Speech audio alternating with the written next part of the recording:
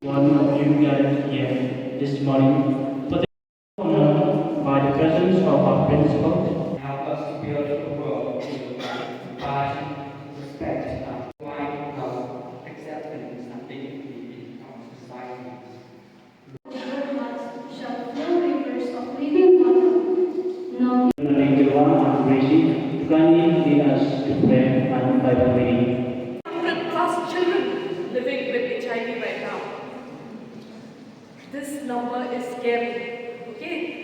I've been in this field for almost 15 years.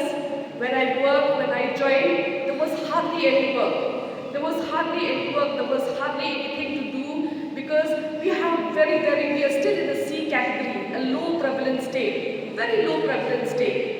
But suddenly, the numbers 10 years back, just maybe after COVID, the numbers just shoot like anything. People who are entitled to get blood transfusion, they are entitled to get a safe blood, okay? That is why when a donor comes to our center, we have to screen the donor properly to ensure that he is a fit and healthy donor, because there are 3 types of donor. First, they are the voluntary donors. When I say voluntary donors, that means those donors who give their blood voluntarily out of their own free will. No one is forcing them to give their blood.